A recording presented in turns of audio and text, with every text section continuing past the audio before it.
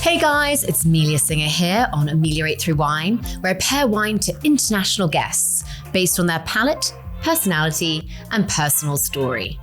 I am thrilled to announce that this podcast is being vigorously propelled by Rothschild Wine Collection from Good House Waddesdon.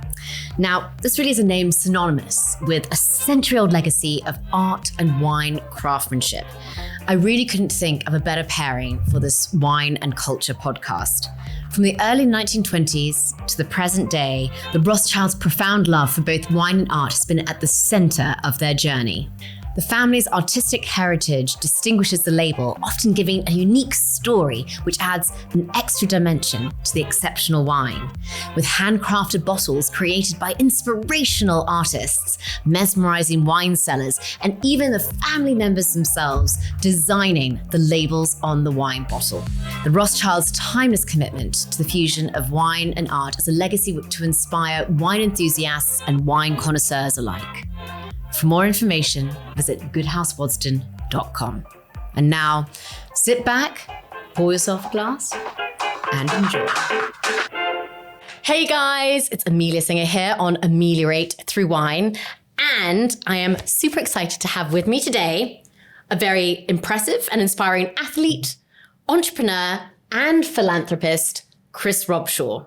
Now, Chris, you are a former player and captain of the London Based Harlequins, and you then became the captain of English Rugby, who enabled England to win the Six Nations in 2016.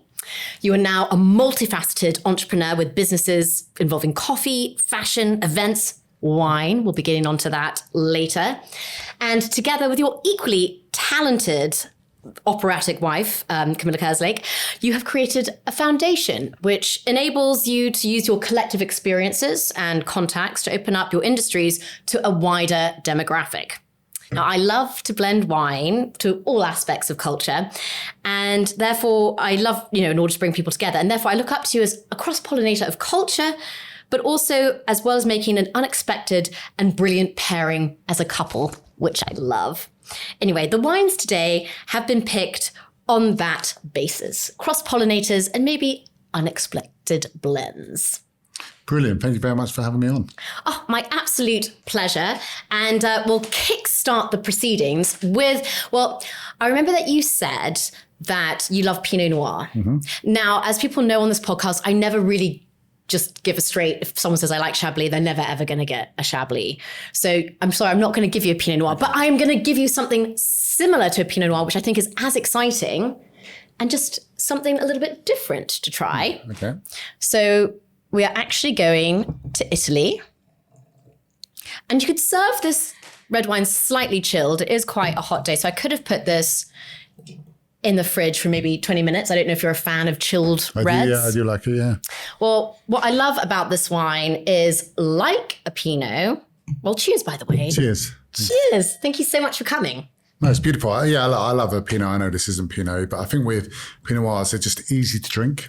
And I think often fruity, you can get Bordeaux can sometimes be too heavy or too light or whatever it be, whereas a Pinot Noir is generally a very good drinking wine. And like you said, it's not too expensive. It's not too expensive. And because this is not a Pinot, because Pinot can be expensive if you get it from Burgundy, but if you go something off-piste, and I'm now transporting you to Italy, to the hilly, mountainous terrain of the Dolomites. Yes. And I know that you love Italy too. We do, yeah. I could have given you a Pinot Nero from there, but I wouldn't do that because, again, that's too similar. What do you think of this wine? It's lovely, yeah, very fruity. And actually, Dolomites is very fitting with us at the moment. We're speaking about trying to go on holiday to those type of places. You see it on social media, you see it on Instagram. I want to go so and how fresh it looks. You've got the cold water lakes, that kind of health stuff. And I think now people want more than just going to go sit on the beach, don't they, on a holiday? Yeah. They want to be a little bit more active. We've got a child on the way or very soon. Congratulations, by the way. And thank you so much for coming on the podcast. And maybe even happening while we're filming. So I don't think that'll go down well. It's all about adding extra excitement. Yeah, so I've got a phone ready. So if I have to run off halfway through, you know where I've gone. So yeah, to experience an Italian wine and with Camilla singing, and I think with Italy as well, it's always a brilliant place. Whenever we used to go play there with England or club games or anything like that, the post-match stuff was almost as important as the game. Really? So that's a very cultural thing. It is proper like banquet styles. The food would come out similar to all this, and the wines, and they celebrate whether they win or lose. They celebrate as hard with the bands, the wine, and it's an incredible experience. Would you say it's probably for post-match celebrations, would Italy then be one of your favourite places? Yeah, I think it is. I mean, they're France and Argentina, actually, because they put so much emphasis on that side of it. Whereas what happens in England? In England, and like a lot of the other countries, you go to a pretty sterile boardroom. Not boardroom, but a banquet kind of place. You all kind of sit on your round tables. It's all quite sterile. There is some kind of house wine and stuff like that. But over there, they have the bands playing, and it's a proper party, and normally you play in the evening as well in those kind of places. So then, because it's a bit warmer. So then by the time the party comes, and hopefully you won as well, which always helps.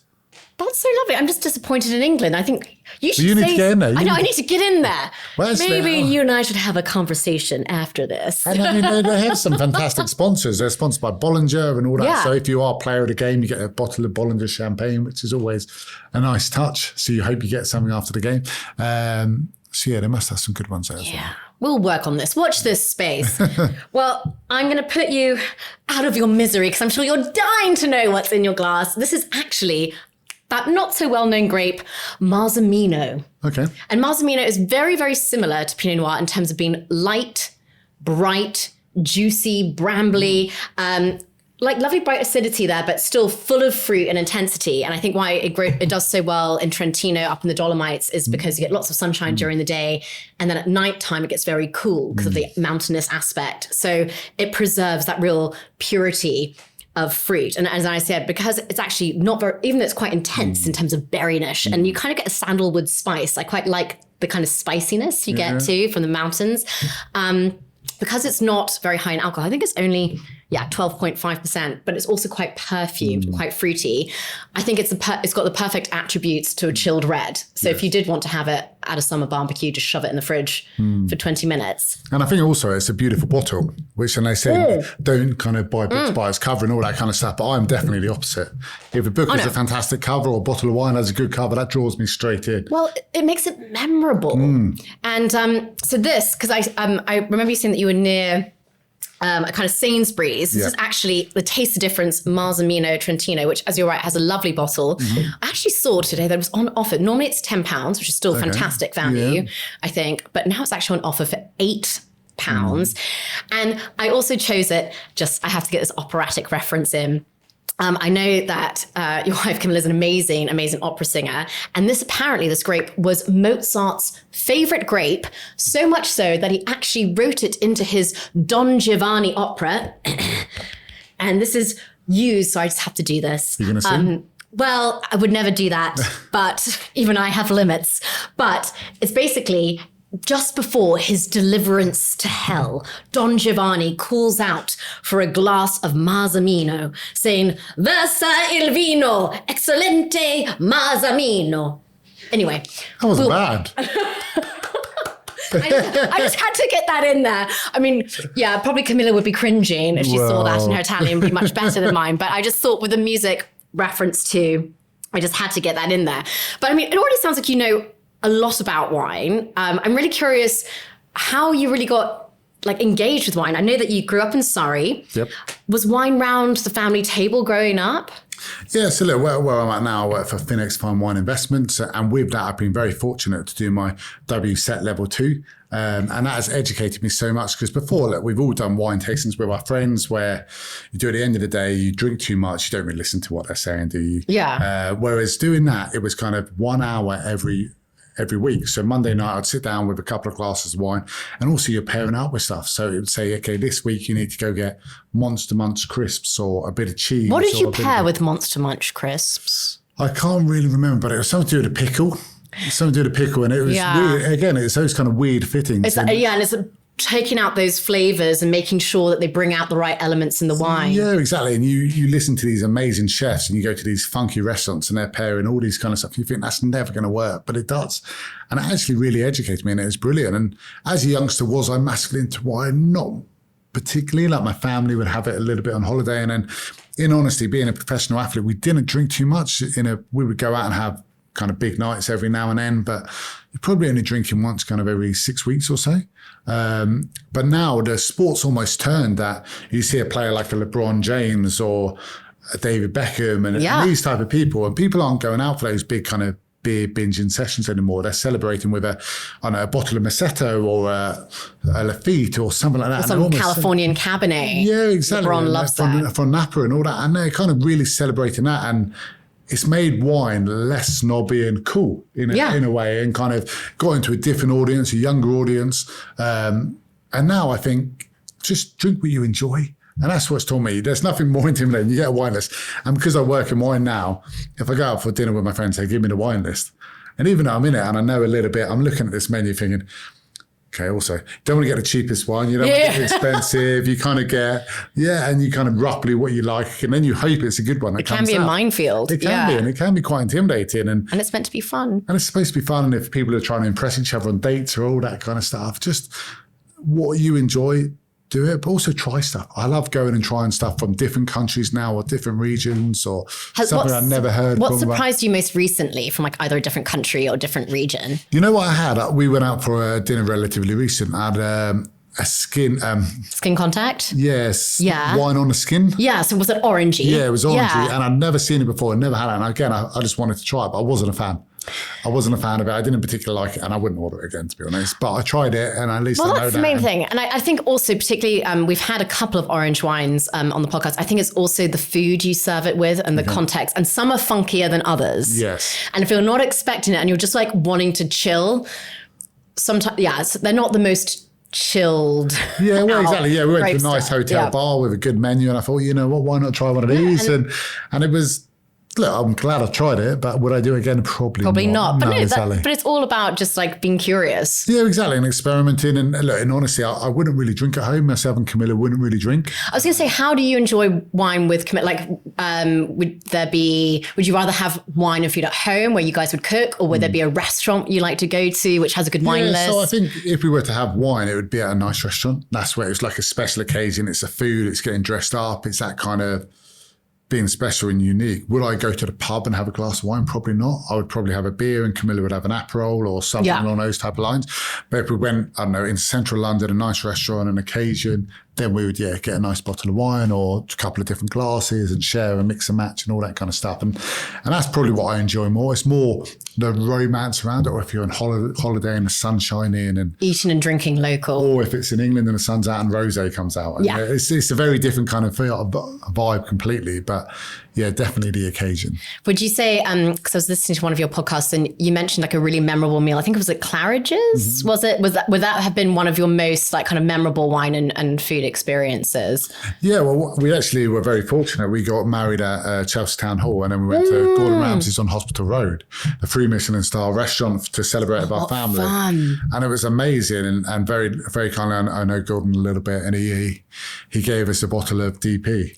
Apparently, and that's it was nice. The most beautiful champagne I've ever had, and it was we still got it actually at home. Still in our kind of mantelpiece and stuff like that. So it's very special to us. And that was unique. Yeah, I love good champagne. And I've been lucky enough, like I said, Bollinger sponsored England, so I've been lucky enough to go to their... I've worked for them for that as well. That was the first champagne house I worked with. They've indoctrinated. It's amazing. And actually, when people say champagne is expensive, and it is expensive, but you see the work they put into it and the riddlers, how to turn it and all that kind of stuff. And particularly with Bollinger, who ages everything in oak, it's not, they go up and beyond the aging process and the regulations. And that's the beautiful thing about wine, that you can kind of go all in and you can invest in it. And with Vin X, I've been very lucky to go down. Tell me about Vin X. So how did that happen? What did they do? Yeah, so look, we're an investment platform. We're a broker in terms of that. And we invest in wine from Bordeaux, Burgundy, Champagne, Californian, Tuscans, a little bit Australian. But with that as well, we do a lot of kind of filming abroad. So I've been very lucky. And in my first year, I went to Bordeaux three times on Premier. I went to some amazing houses. I went to Lafite, the Moutons, Cheval Blancs, the Pavis, to do some filming down there. And they were just amazing. And little things like you can film in certain areas. And then we went to Mouton. Mutu on every label is designed by a different artist. And in there, they've got a private museum. So you can see all of the labels? You see all the labels and also their private collection of art. You can't take any photos in there. You can't film anything in there. And you can look around it and seeing stuff like that. And then we went to Lafitte. And Lafitte is amazing. I don't know if you've been there. And I went to a lot of barrel rooms. And you must have been to barrel rooms. Yeah. Barrel rooms have a distinct smell, which you can't describe. But it only smells like that in a barrel room, and it's amazing. It really hits you. It's so comforting. I find that smell. And then you do the tour, and they take you underground, and they take you to their barrel room, and it's like a theatre where they actually have concerts under there, and they sing to the wine. It's almost like a Colosseum type of feel with pillars in there, the barrels around, and then that's absolutely incredible. And then you go to Italy. I went to Italy as well. We did a little bit of filming down there about a month ago. And we went down to Ornelara and Masetto. Oh, cash. And it's, exactly. The Super Tuscans. And, amazing. And they're so proud of what they've done. And obviously the sun shines down there and you see Ornelara and you think it's amazing. And their wine library is incredible. And then they take you to Masetto. And Masetto it was like a James Bond villain building. You kind of go underground. The barrel room's very impressive. And then they take you to the library. And the library is a secret door. No. So you walk, you wouldn't know, and then there's one brick, well, the person puts a hand over and then it opens. And it's almost like one of those old bank vaults. You used to see in old films where they used to get robbed all the time. It's almost like one of them scattered around, and it's it's incredible. So I've and also Masetto kind of, I think, makes people realise that Merlot is not a boring grape. I think after Sideways, people kind of really hated on Merlot, but that's impressive. But also I just love how several of the wineries you mentioned, again, they're like you, they cross-pollinate things. They mix wine with music, wine and art, and it'll tie in nicely to the wines, which I serve slightly later. But I was going to say, what has been like your biggest takeaway from all your wine experience and from having worked with Vin X the last couple of years? I think it makes me want to live in the south of France or in Italy. No, but in all seriousness, I think wine doesn't have to be snobby. And I think just enjoy it. Be brave, try things. If you don't like it, just say you don't like it. And there's nothing worse than that. We'll try and taste them and we'll think, my palate, I must admit, isn't particularly good. But you try things. We did a tasting at work once, and we do a tasting kind of once a month, just a new bottle comes in, and we taste it. And I'm a level 2.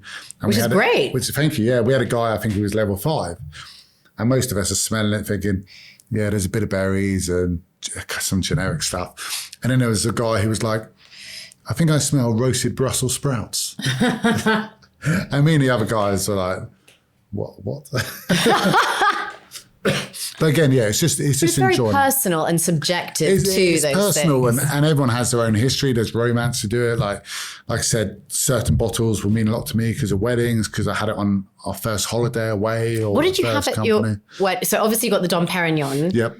And then what would be a special bottle which you would have either at celebrations or like, do you and Camilla have like any go-to wines? I mean, I actually really like English sparkling at the moment. Yes. We actually had Night Timber at one of our events. Brilliant choice. And love Night Timber. I think English sparkling now, especially unfortunately with climate change and all that, the grapes are getting better, richer. So many of those kind of French houses are actually getting involved with the English side of things. And they are great as well. So yes, it's amazing going down there, but there are so many good vineyards, especially in that kind of southeast of England. There's a lot going on. Essex is great too because it's very dry, which I think with all this rain. Have you had any Pinot Noir from Essex? I haven't. Oh, that should be on your next hit list. I'll do that. Yeah. I'll give you notes afterwards. But actually, a good friend of mine loves his California wine, and he just gave me a bottle of Stag's Leap, which I've never tried. Oh, that's amazing. Yeah, that's great. And really amazing to visit too. Exactly. So I think once Camilla has given birth and she's recovered, we'll celebrate at home, good meal, and maybe that. But I mean, and with everything, I love I've got like another good friend who's a big winey as well, and go to his house and likes to get his wine out. And the first thing I do when he gets out, I get Vivino up. I was going to ask. To keep him honest. Yeah. I was going to ask if you used any apps and that kind of thing. Yeah, definitely. I always use the apps because they give you a good guideline, and also it remembers what you drunk. So it's got a good thing. And even when we're going to these amazing houses, like when we went to Lafitte, we had a 1985 bottle and all this kind of stuff. And I was quickly getting a quick photo of them to Vino it and see kind of where they're rated and what they are out of 5 and what percentage in the world and all that kind of stuff. And it's just, again, it just helps educate you. Again, it gives you a little bit more knowledge, I think. Totally. And I think so much of it is also confidence, because like you might like something, but like, as soon as you see it like endorsed or other people kind of echoing, you're like, oh yeah, I need to like back myself on this. You know, yeah, exactly. And look, I'm very new to the journey. I've been with them now almost 2 years, but every month we do a different thing. We had a tasting yesterday as well. What were you tasting yesterday? Just kind of a mix of red, nothing too out there, nothing as good as these, unfortunately. But yeah, we do lots of those kind of tastings and stuff like that. So again, it's just trying to get your knowledge a bit more. And practice. Yeah. Because actually everyone's like, oh, wine tasting, what a lot. But it's actually to train your palate to pick up things and to notice things and to remember. Tasting is very different to drinking. Yes. Yeah, exactly. And that's the thing. I actually watched, have you seen The Bear? I need to see The Bear. I'm like the last person to see The Bear. It's amazing. And I was late to it. I've only just watched it. Okay, that makes me feel better. And it makes me OCD with wiping stuff now. It's almost very therapeutic, but it just makes my palate want to be better. And I want to know more just because of how perfect everything is. And this food's amazing. It's decorated brilliantly and beautifully, but you always want to do a little bit more and stuff. And now I'm sure that'll pass in about a month, but at the moment it's, yeah, it's good. And I was also going to ask, I heard recently that you've renovated your kitchen. Mm-hmm.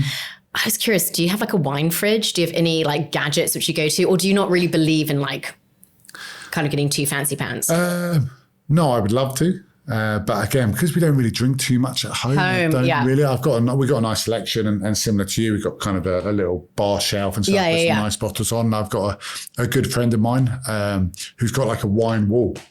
He's got a wine wall and it's brilliant. You go there and they've got like this little sitting area, the adult sitting room, they say. And it's an amazing wall. They had a bottle in there, a blank Screaming Eagle. Yeah. Wow. He didn't get it out for me. He let me touch it. But he did it. He unfortunately did it. Yeah. I mean, we had already had a bottle and a half each or whatever. So he was like, look, you can look at this. And maybe at some point, when I go to his, I know he's going to get a better bottle out as well. So I always take him one I know we're not going to drink. He's just going to put in the cupboard and then he'll get the good stuff out. Well, talking about wine and food pairing, before we move on to the next wine, I did get these boar sausages from my local butchers, and I thought they go quite well because the Marzamino, it's fruity, but it's still got lovely bright acidity, and I think it can go with kind of powerful flavors, but also slightly leaner meats as well. And I was kind of curious, what you thought. I'm going to be bringing out some other things later. Yeah, great sausages. My finger now. Yeah, just do, yeah.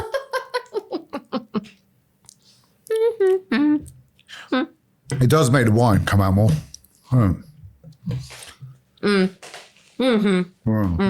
Good for a podcast. Yeah. amazing audio. Oh, no. And speaking of Italian wine things, once Camilla's had the baby, you've recovered and got into your new routine. Where would be the next wine region you would like to visit? I would love to go to somewhere in California. We had a little stint over in San Diego while I was playing over there. So we did Temecula, which is obviously a big wine region, but they're very American with it as well. Like they've got amazing vineyards, but also they're very much set up for stags and hen dos in kind of the other half of it. So they know, obviously we have traditional wine, but they know it's a huge moneymaker and they have, like the massive industrial wine bars and all that. And it is great. And actually San Diego wine region now is really good. So not even Temecula. I went last year and I was really surprised. And like you can get anything from boutique wineries to, as you said, bigger wineries, which host amazing music, like event, like day kind of brunches and music events on the Saturday and Sunday. I think there was really something for everything. And as it's not a huge region, you can literally go to 3 in a day. I mean, I always have to be like curb my enthusiasm because I'm always I don't know if you're the same, but like when you try and visit wineries, you're like,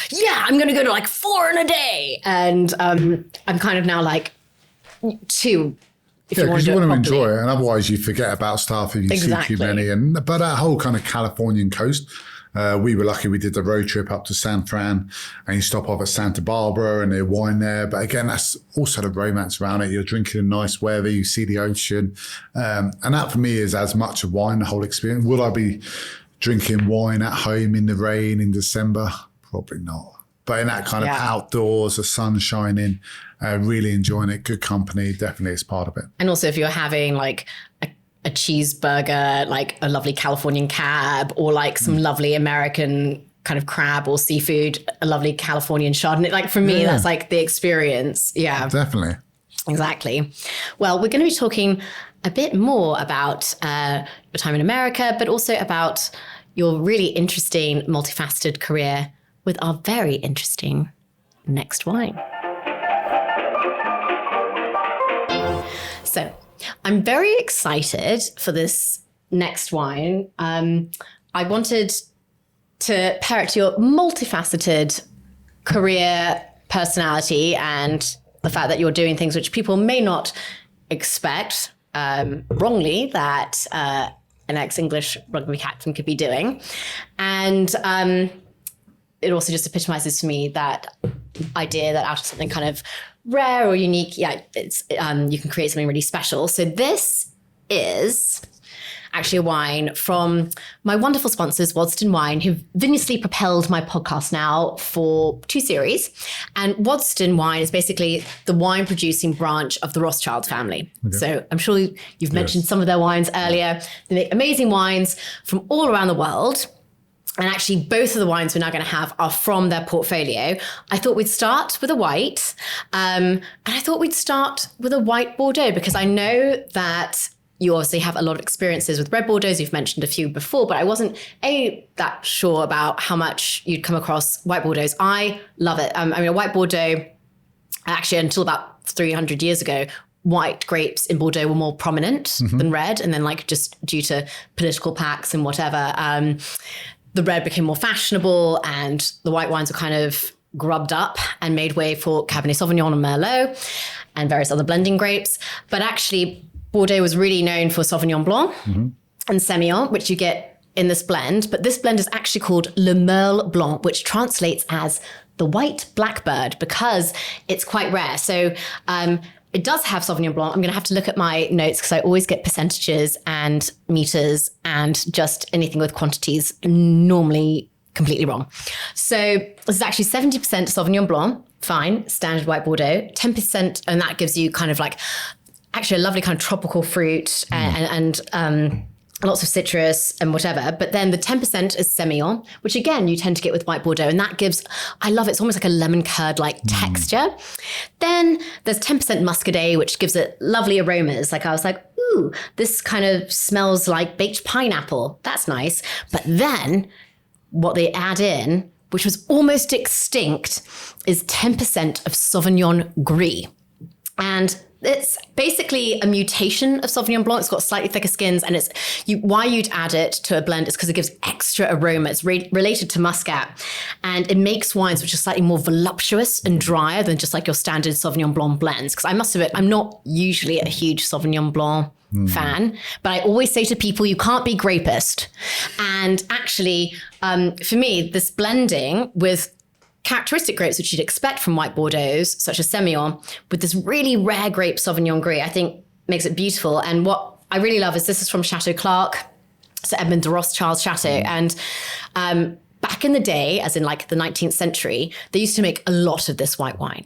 And then the Sauvignon Gris almost became extinct. They became more obsessed with making red wine.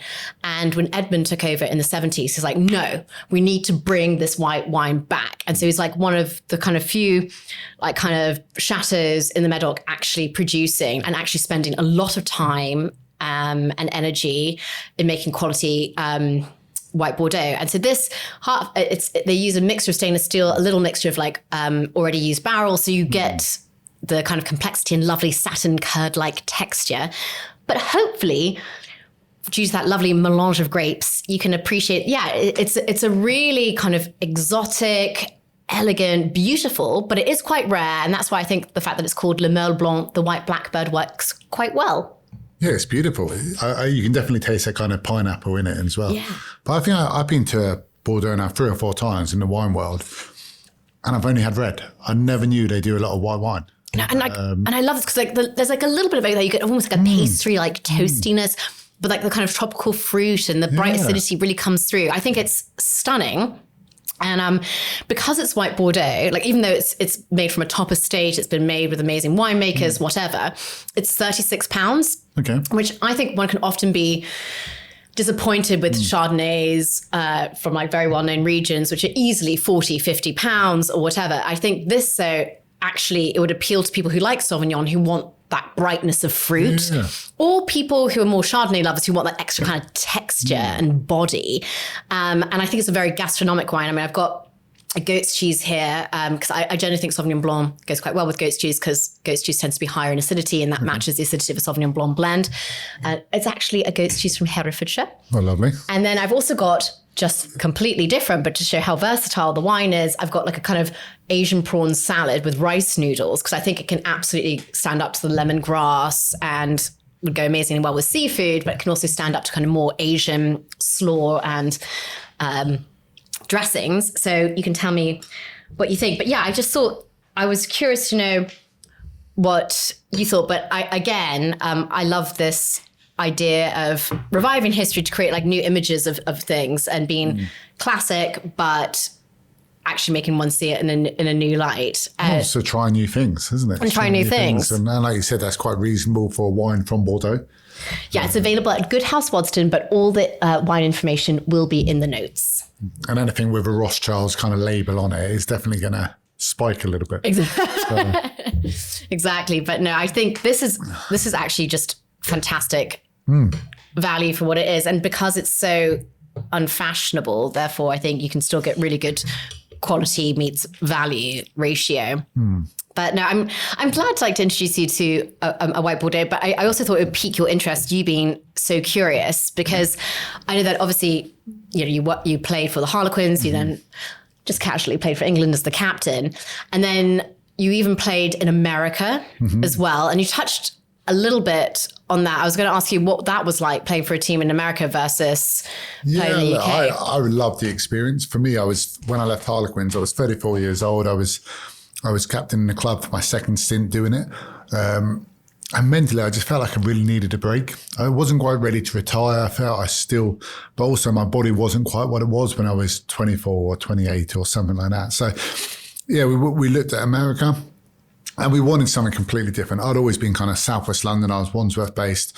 Obviously, we played in Twickenham. So I'd always been that kind of bubble. And I thought, you know what? I wanted to do something completely different. I didn't want to go to like another kind of city. I wanted to go. And for me, the ocean has always been a massive escape.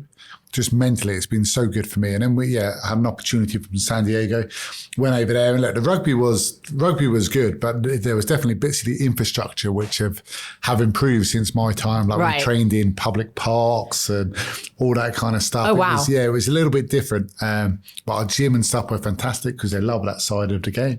They love that physicality. And do you think Americans can appreciate it and did it surprise you when you went out there? Yeah, it did. And it was different everywhere you went because you went to there was a lot of Texas teams. You went to Texas and there was a big following. You went to the New Yorks, the Bostons. There was more of a following that side, probably than the West Coast. But then you went up to Seattle. We played in Seattle as well. And they had a really big following. That's my family there. They're huge. Massive sporting. Whereas obviously LA, San Diego, there was a bit more kind of diverse and a lot more going on. But for me, San Diego was beautiful. I love living there, and if I could work there, I'd probably never come home because instead of getting in an ice bucket or a wheelie bin full of ice post training, you go to the ocean and you have a swim down there and you try and surf and there's dolphins swimming past and all that stuff. And it was and that's what I mean. It was so different to what I lived with in London, really. And our first son was actually born there. Oh, really? Yeah. So he was born there and we actually moved there kind of during the kind of COVID pandemic kind of stage. Nice. That was a good transition. Yeah. Smart. And when we were going there, the restrictions in California were a lot stricter than Nevada. So being typical American, they picked up the whole team. Oh, hey, I was in LA. Hotel in Nevada. Yeah. Oh, interesting. And we stayed there for 2 months and we walked into this place off the strip, and off the strip in Las Vegas is not a good place to go. They were holding you up off the strip in Las Vegas? Yeah, we were in a hotel there and there was drug dealers in the hotel and prostitutes and At this point, Camilla was 6 months pregnant. Yeah, and thinking, you know what, we've just left our very nice London townhouse, and we've come to a I probably can't swear on this podcast, but a certain place in Las Vegas. So yeah, that was, but yeah, luckily we were there for about 6 weeks. So we lived in Las Vegas for 6 weeks initially, which was definitely eye-opening. I can only imagine. Yeah, exactly. It was but also in a place like Las Vegas, the size of it, you can't understand the size of it until you've been there. The size of these hotels, and they're so grand, and the neon lights, and there's something terrible, but there's also something amazing. I mean, everything's just so, I feel like everything's heightened. The noise, the sound, like the smells, the colours. And actually the food and wine scene is extremely varied there. And it's brilliant. The restaurants they have in Vegas are absolutely incredible. The best chefs in the world are all based there and have their biggest restaurants. But yeah, we did some amazing things there. Of course, the rugby side of it, but then we were lucky enough, we flew in, took a helicopter into the Grand Canyon, and then you fly down a strip on the way back and you see like the lights, you see the Grand Canyon. The Grand Canyon's amazing. Seeing those type of things, which are so big. And then you fly and basically have a picnic there. Have a picnic there, and then you fly back. And then we moved to San Diego. So we're there, and then we were in San Diego for 3 months or so before we ended up coming back for 4 months and then going back. But San Diego is a beautiful part. In America, they're a very baseball scene. And the sport there, they love sport. They love sport in America, and it's amazing how much they buy into sport. They buy into it as well. I think it's something which just unites such a big country. And when you're that huge, I think sport is really what unites people. And also, I know it might annoy some people, but the positive energy Americans have. And I must admit, it took us a little bit of time to get used to it, because I come from a rugby environment which can be quite not intimidating, but quite bantery and taking the mick out of each other. Well, that's just English. And that's English. Yeah, exactly. And if someone said, oh yeah, nice dress, you'd be like, well, what's wrong with it? Yeah. But over there, I remember I went and I wore a shirt or something. They were like, oh, I like your shirt. And I was like, oh, mate, it's a nice shirt. And they were like, no, I really like it. We're like, where'd you buy it? And they started talking to us about it. And I was like, oh, actually, they do mean this. They're just being nice. And even when we first went, I remember we asked someone for directions, and they must have stayed with us for about 5 minutes telling us where to go and what to do. And we actually had to get away from them come the end of the conversation, whereas they were being that helpful. Whereas in England, if someone asks you, you're like, literally, yeah, down there, whatever. But over there, yeah, it definitely gave us a different perspective on things. And it was just that positive energy, living in the sun as well. That makes such a difference. It does. And it wasn't until we came back, because then we came back for 4 months, kind of, end of the summer till Christmas, and then went back again for another 7 months. And we came back in those winter months, and then you're like, you know what, I miss it over there now. It's it's a beautiful part of the world. I think it's such an amazing experience and opportunity to be able to give your family. And I think, you get like the kind of best of both worlds that way. And then I know since coming then back in 2022, that's like when you really like, okay, I'm going to retire, but you still comment. You do a lot of sports commentary. And there's several things I was just going to ask you.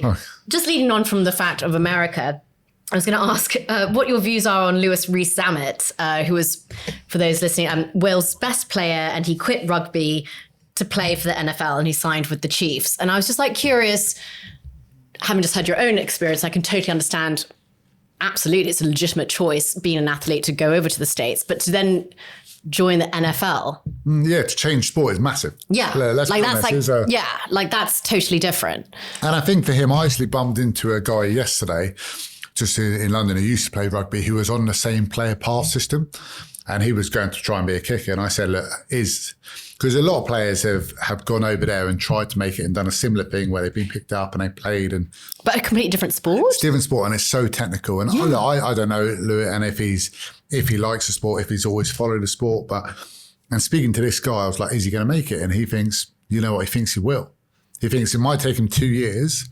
But he's so young, I guess. And that's the other thing with him. He's got that opportunity where... Because how old is he? I think he's 22. Oh, okay, thank you. Okay, yeah, I think he's 22. So young. So even if he doesn't make it, he can go there for 2-3 years, have a great experience, learn a different skill, interact, maybe meet Taylor Swift. Because I know she hangs around that team now. She's with, what's his name, Travis, and he plays that. So maybe he'll be a Swiftie as well, It's... And that can only be an upside. Yeah, exactly. I mean, I would love to meet Taylor Swift. She'd be amazing. I wasn't lucky enough to go to the concert, but But I think, look, in all honesty, I think it's good for the sport that other players are trying stuff. There's been guys who have tried and not quite made it, but people are positive that he might make it. But it's a long shot for sure. And is it the kind of thing, because definitely like when it comes to entrepreneurship or the arts, it's almost like if you make it in America, then you can like definitely make it when you come back to the UK. Do you think that's similar or not really? I think he's young enough to do so. I think there's been other guys who have tried to do it probably at later stages of their career and they've probably not come back the same player. But that's more because of age. Maybe they bulked up too much. Maybe it's just different. It's just a different game. And also potentially that hunger goes or something like that. But I think for him, being such a young athlete, even if he came back in 5 years, he's still only going to be kind of 27, 28 kind of age. Yeah. Exactly. And he's going to be in like the peak of his career. And he's got so much speed that in sport, you can't coach speed. Speed is just one of those things that a lot of players are born with. Of course, you can increase it and stuff like that. But it's so hard to defend. So I think for him, look, he'll go away, have a great experience. No idea what Kansas is like to live in, if it's a nice place or that. But I think he's back now because lots of corn. Their seasons are so short. So a lot of them actually don't live where they play. They kind of go in for 3-4 months, hire Airbnb style things, play the season, and they go back to their respective places where they all live. Yeah. So I think he's been back in camps, back in Wales, back in England, all that kind of stuff. And now I imagine the season kicks off and they go back. Yeah, look, fingers crossed. Look, it's good for rugby as well because it gets rugby in a different light and rugby needs help. Unfortunately. You think it needs help? Yeah, look, we've had last season, we've had a couple of season 4, we've had a couple of teams that went bust, unfortunately. And since that kind of post-pandemic kind of financial issues with a lot of businesses and stuff like that, rugby was exactly the same and we're picking up the pieces. But we're getting there now. The game's in a good position. Like players are playing well. England are in a really good position, playing well. They just went to New Zealand. Unfortunately, they didn't quite win. Yeah. But they had a good performance. And I think we're on a good track. Do you think, when you say it wasn't doing so well, do you think that's just like a lack of education around the sport, lack of access to the sport? No, I don't even, no, not at all. I just think, look, unfortunately, rugby clubs don't really make money. We rely on a good backer to help us. Interesting. We don't have the TV money that a football would have, but we still sell out stadiums with 10 to 15,000 and stuff like that. So it's just trying to get that financial model right. Yeah. Someone online, and unfortunately no one in this country has quite managed that. But the product on the pitch is very good. Yeah. But unfortunately there's people speak about, is there issues with concussion? Is there a size issue? All this kind of stuff. So look, there's always things that are trying to pick apart on things. But I feel come next season, we're going to be in a really good place. I know this isn't rugby, but I was thinking about what you were thinking about when you were watching England play Spain in the Euros on Sunday. I mean, how did you feel for Southgate? How did you feel for Kane? Like, obviously, you've had ups and downs when you were, a captain. Yeah, look, a lot of my friends are like, oh, are you going to go to the pub and watch it? And I hate going to the pub and listening to a guy who played football once in his life tell Harry Kane what he should be doing. Yeah. And those type of things. And for me, look, I've felt for the players. Look, I've not that in the final, but I've been when you lose big games and you literally want the ground to swallow you up. You've given everything, and those players have, the manager has. Yeah. And for whatever reason, that hasn't quite happened. And then for Spain Spain played well. They played really well. To score with whatever it is, 85th minute, 86th minute, whatever it be.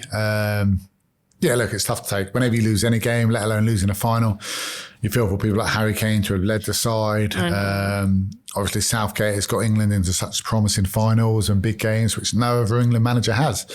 And yet people focus on the negatives. Yeah, and unfortunately, that's English media, isn't it? That's kind of what happens in this country. And look, as a sports people will always say, especially footballers, they're very well, and look, they deserve to. The money's there. People say they should do this, should do that, and all that kind of stuff. And look, it's tough. But yeah, I definitely feel for the players, and I think I have that because I've been there in that situation where you have lost and it hurts. And I guarantee you, there's no one who feels the situation more than the players. People say they don't care, they don't, whatever. Yeah. I guarantee you, these players feel worse than you can ever probably imagine. They won't sleep for days, all this kind of stuff. It's tough, but they'll go back to the clubs, they'll work on themselves and hopefully come back from it. I mean, did you have to, I know that you had like 2015 was like a tough year for you, but like, did it take you a while to be able to watch games, even for fun, like whether it was rugby, whether it was football? No, look, it's always part of it. And yeah, definitely, international sport's a massive roller coaster. You have these incredibly highs, but you have these pretty deep and dark lows as well. And as a player and an athlete, you've got to kind of live somewhere in the middle. Because if you go too high, you think you're too big and you get all that kind of stuff. If you get too low, you get too drawn into all the crap that's been spoken about. So you try and live somewhere in the middle. And this could almost be one of those situations where we had it when I was captain. We finished the Six Nations kind of second 4 years in a row. With a young squad where maybe we're missing one or two things. And unfortunately, the post-World Cup, Stuart and a lot of the coaches, when a new coach came in, changed small things. And then we just went on to win a tournament. Yeah. And all of a sudden, and it might be something like that where someone else comes in and you can't forget all the hard work that Gareth and this group and these players have put in. And then maybe you get someone who comes in and just looks at things slightly different. And then it's not all down to that one person because this person's done so much work in to build up the foundations, picking up these players, making them as confident as they are. And you look at how young they are.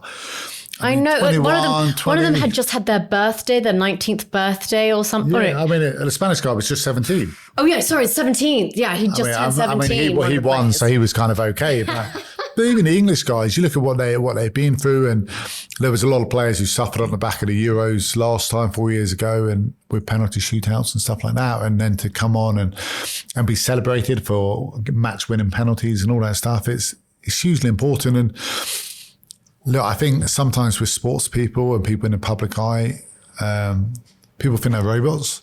And I think a lot of people don't see the human element of it. And I think with social media, we see a bit more of the human element now. But yeah, these players will definitely be hurting.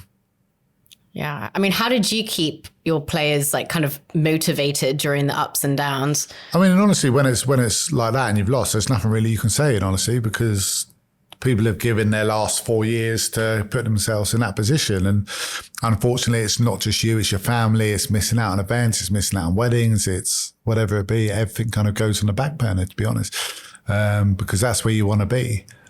So look, it takes a long time. You just have to, someone said to me after 2015 World Cup, and it said, look, the sun, there's nothing anyone can do or say at this point that's going to make you feel better, but the sun will come up again. It might not be tomorrow, it might not be next month, it might not even be next year, but it will come up again and you will be okay. And I think with a lot of these and a lot of these setbacks, sometimes you just need time. But the important thing is, and I think with all these athletes now, they're resilient. And you have to be. And I say to any young kid, what's the one thing you would say to yourself? And I'd say, be resilient, because no one gets to the top and stays there. Whether that be in business, whether that be in the wine world, in the sports world, whatever it is, everyone has these ups and downs. You just need to keep on turning up. And that's so important now. And do you think, because you mentioned resilience a lot in interviews, do you think it's actually really resilient what you can take away from your athletic kind of career and how you've been able to be successful with the various entrepreneurial pursuits? Yeah, definitely. And I think you learn a lot from sport. You learn a lot from captains, leaderships, all those kind of things as well. And business sport, there's a lot of similarities, but there are a lot of differences as well. In sport, everything's under a microscope. And whereas in business, I think generally you have a little bit more time. You can sit back, and I always say to my friends and stuff, talk about it, and if they've had a bad day or whatever, and we chat about it, and I say, how did it feel? And I said, look, imagine you've had your worst day where your boss has called you into the office and they've destroyed you. They've absolutely ruined you. And not only that, all your other employers are in there watching you get destroyed. And then when you come out of that, they're all talking about it and saying what you should do and shouldn't do.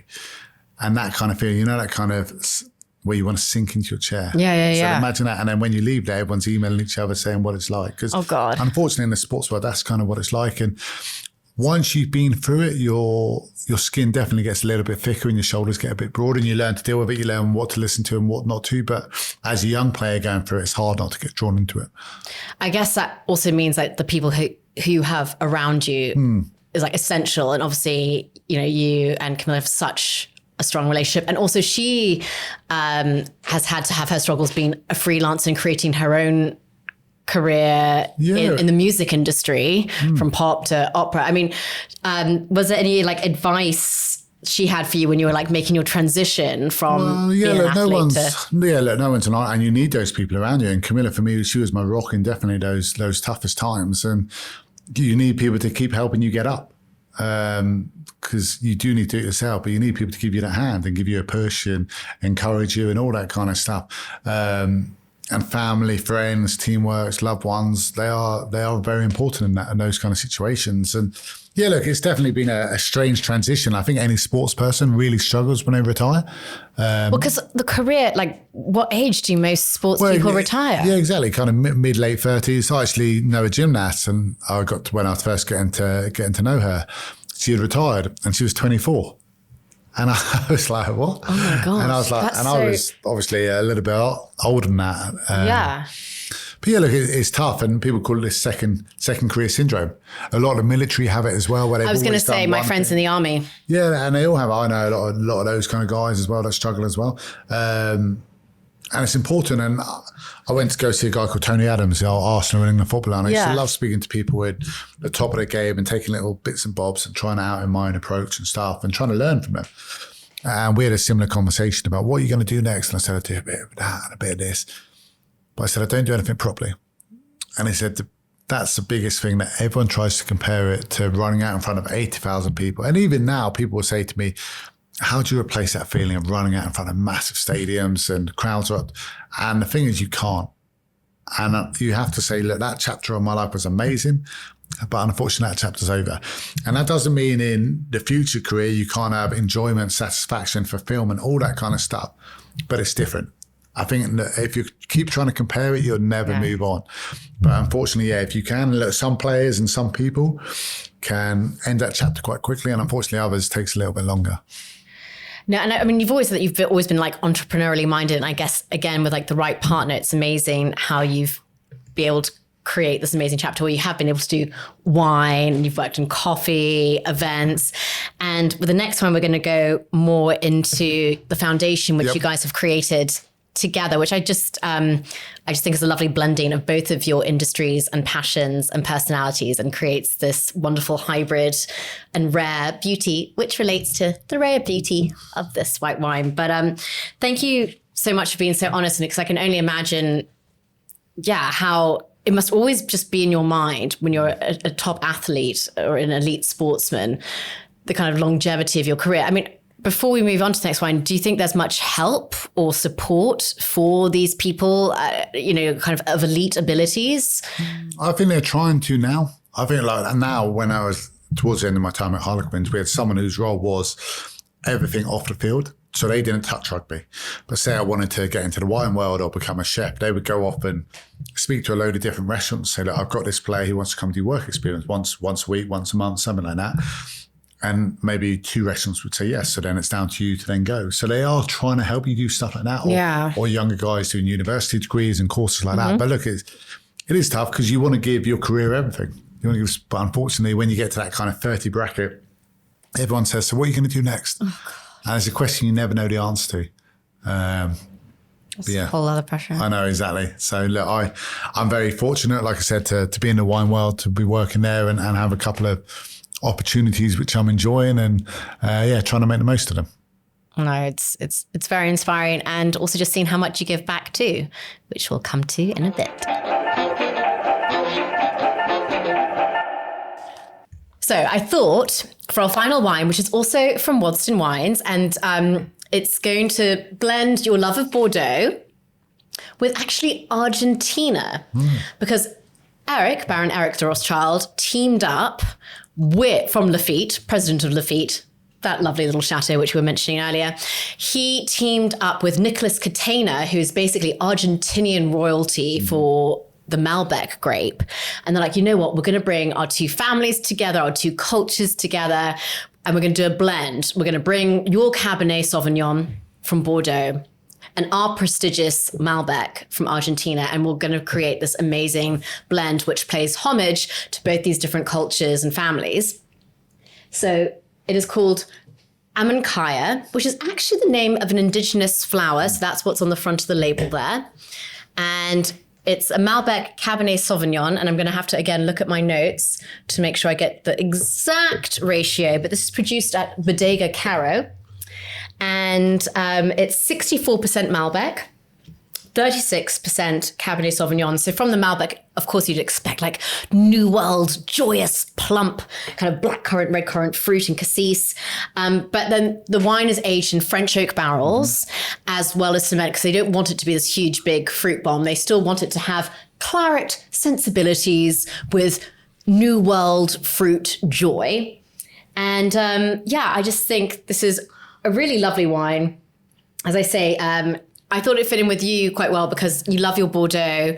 But again, it's all about cross-pollination of differences and how actually sometimes the contrast is what really brings beauty. And they actually have on their website a quote from Jung. Don't usually quote Jung, but I thought this could apply to you as well as them. The greater the contrast, the greater the potential. Great energy only comes from a correspondingly great tension of opposites. And I thought that's kind of what you and Camilla have created in your life and for the various foundations and projects and, of course, your family as well. We are very much opposites attract, similar to the wine, for sure. And it works. Yeah. Like we've, this is beautiful wine. It's quite punchy as well. I think it's got those aromas. It's got a bit of heavy kind of oaky barrels and stuff like that. But lots of like good fruit there too and good acidity as well. I think it's well balanced. It's only £20. No, it's great. Yeah, it's a beautiful one and goes with a shepherd's pie, cottage pie. Cottage pie, because I heard you mention on a podcast that, isn't this what your mum used to make you? She did, yeah. I've got me and what two did you brothers. grow up on? Me and two brothers. So it's a lot of stuff like cottage pies, lasagnas, kind of homemade curries, just big kind of bulky kind of food. Do you ever make this food at home? Not as much. I'm sure I will when my kids get a little bit older. Camilla, take note. This is on. This is on film. She likes the fresher stuff a little bit more than me. But yeah, I like their big kind of tagines and all that kind of stuff. So no, it's great. But yeah, the wine's amazing. I thought it would go well with the beef of a cottage pie. Yeah, and it does. And I think with, like you said, me and Camilla as well, and two kind of opposites in the musical world and the sporting world. But it works. And look, we've been very fortunate in both of our careers to sing and perform and play at some like amazing places, travel the world in which I have. So we wanted to give a little bit back really. So we set up the Kerslake Robshaw Foundation to empower and give opportunities to young lives through music and sport. When did you set up this foundation? So we've been going almost 2 years now. Wow. And what was, do you think it was kind of from your previous experiences, just like from the resilience, from having to try different things, that actually through those ups and downs, that's what really made you realize kind of what your priorities were? Yeah, a little bit. And look, unfortunately, my father passed when I was 5. And for me, sport became a massive relief and release. And for me, it was about kind of keeping me on not so much straight and narrow, but I was quite disruptive. It's quite disruptive, and it was a good thing of tiring me out. And sport and music has so many benefits to, obviously, physical education, but structure and confidence and social well-being, all that kind of stuff. But also, it was about giving children an opportunity for further education. And for me, I've come from a very privileged family where we have had opportunities, but unfortunately, not everyone does. So with us, we've raised almost £250,000 for various causes around the country. You've run the London Marathon. I've run the London Marathon, which was... How was that? It was... Because running surely like that must have been different than your usual training. Yeah, it was, because everyone always says to me in training, you must run a lot. But we don't. We do a lot. When we were playing, we did a lot of shuttles, a lot of wrestling, a lot of weights, all that kind of stuff. It was all like anaerobic stuff. And when I was younger, I always wanted to do a marathon. I don't know why, I just always wanted to do something. And when I retired... Look, I enjoyed retired life probably a little bit much. I was probably eating and drinking a little bit too much. And it was the first time. And I thought, you know what, I don't like this anymore. I need to get myself back. But for me to train properly, I need to have a goal. So I thought, you know what, we started the foundation. I'm going to run the London Marathon. So I ran the marathon for our foundation, and we managed to raise about £10,000, which was amazing. Wow. And I ran it in 3:51. Wow. So I wanted to do sub 4 hours, and I was saying... For someone who, that's like, and it's not your usual like outlet for exercise not at all. at all. And look, I've always been quite fit, and I'm quite dedicated. So once I got on my training, and it was always... because the actual day is amazing. There's kids everywhere giving you sweets. There's people you've never met cheering your name and giving high fives, and it's such a community thing. And I've been lucky enough to work with Lucozade. So we've given out Lucozade drinks to the runners and stuff before. But when you're actually running it, and all I was thinking in my head in those, I mean, the first 5 miles were amazing. I was high-fiving kids. I was having selfies on my phone and all this stuff. And then for the next 21 miles, I was in agony. My hamstring was hurting and my bum bag broke. And then I think it started to rain. Oh, no. You know what annoyed me, actually, is because everyone drinks their water. Yeah. But they only drink like half it and they all throw it down. No. And I was like, this is so like, it's one of my pet hates. I used to hate when people did that at training. And I thought, I don't want to tread on one then. But then, then you just get into it and you just run and you see random people which you didn't know were going to be there, but a friend or a colleague or something like that. And then you know where one of your family is going to be and you don't see them. And it was that type of random thing. And luckily I saw most of the people who would come to see me and support me. And also some I didn't know were going to be there. And I was so happy. And when I was coming towards the end, I was like, you know what? And I was counting down the miles, but you're still thinking, I've got to this point, I still have another 2 hours of running. Then I was like, okay, I've got another, 6 miles, another hour of running. And then you literally and I was thinking all in my head, if I do it in sub 4, I never have to do it again. Because I knew if I did it 4 hours and 1 second, just in my head, I would have done it again. You would force yourself to do it again? I would have done it again just because, I just would have had to. And I beat a couple of friends and a couple of friends beat me. So there was a nice kind of camaraderie between it. And I remember finishing it and I could barely walk because my knees I've had issues with my knees when I played and all that kind of stuff. And I finished, and there was these players and Marcus Mumford. Oh, yes. Mumford and Sons was doing it and he was there. Yeah. And people like that were moving so freely.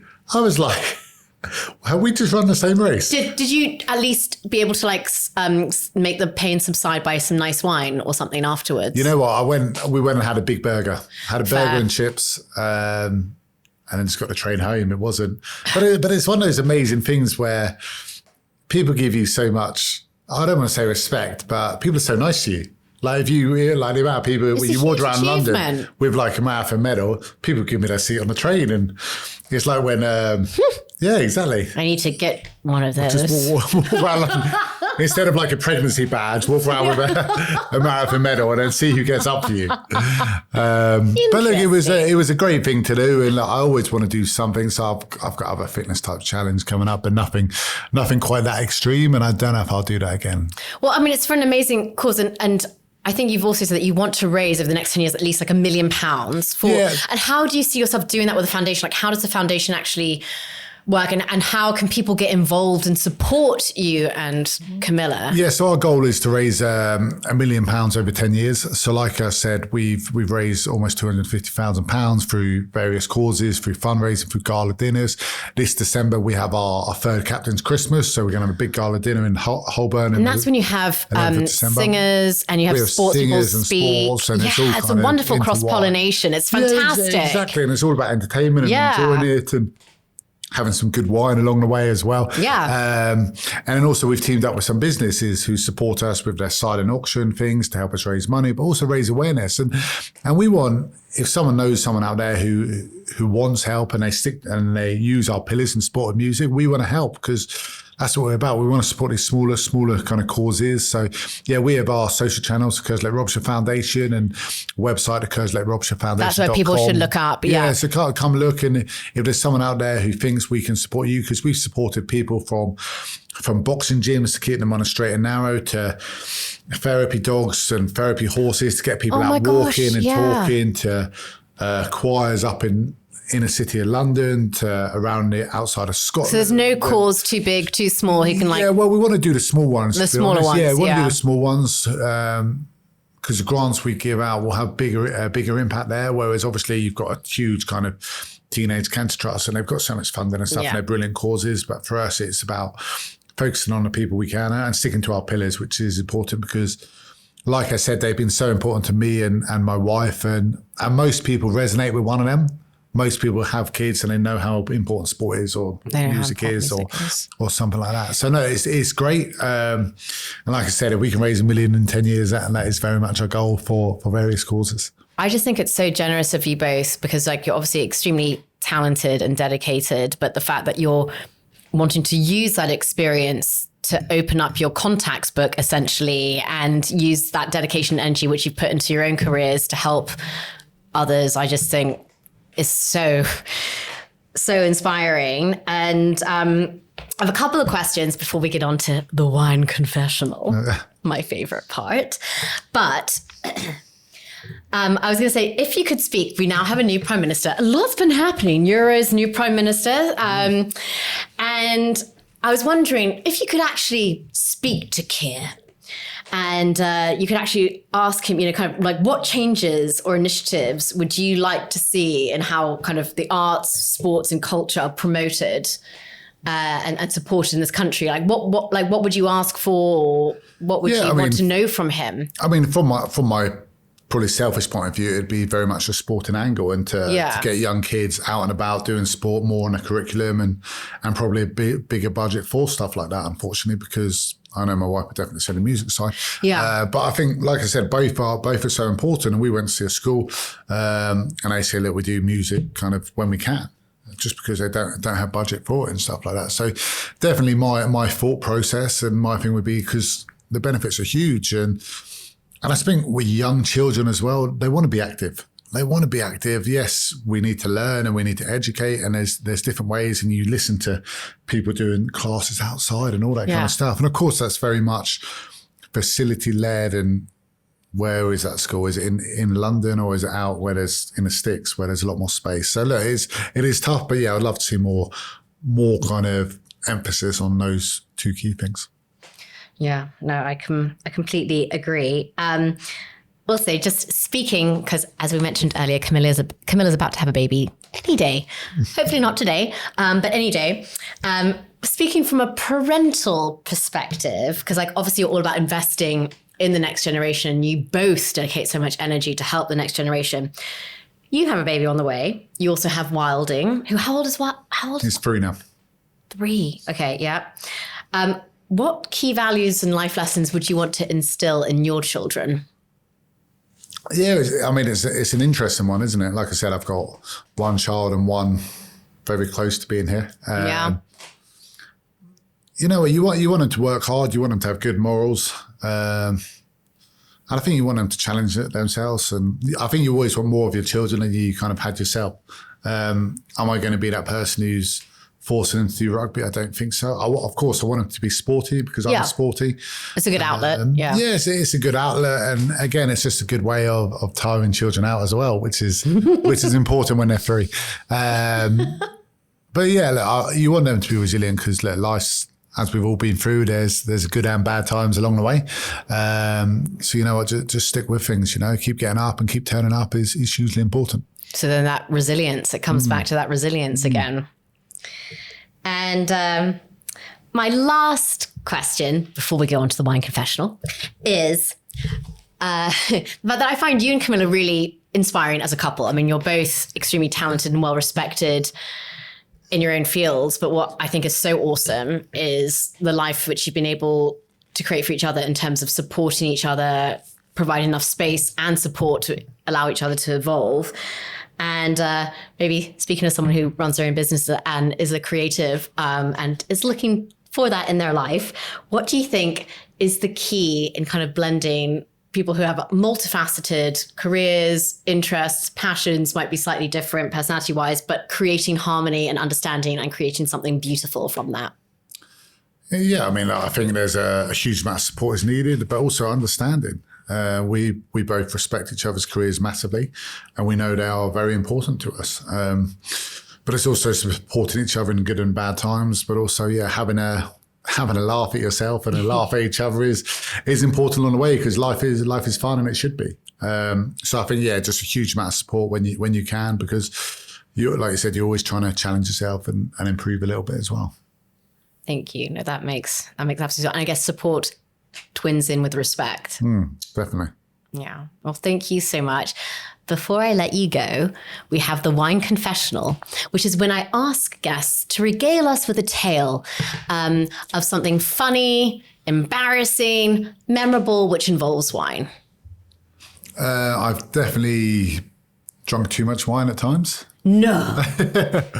And I think for me, I definitely can't handle my wine as much as I could probably handle other drinks. And oh, really? You find wine more difficult? yeah, I do. Yeah, if you're drinking too much. And I remember it was I think it was one of our first nights kind of post pandemic when you could first meet up in little groups.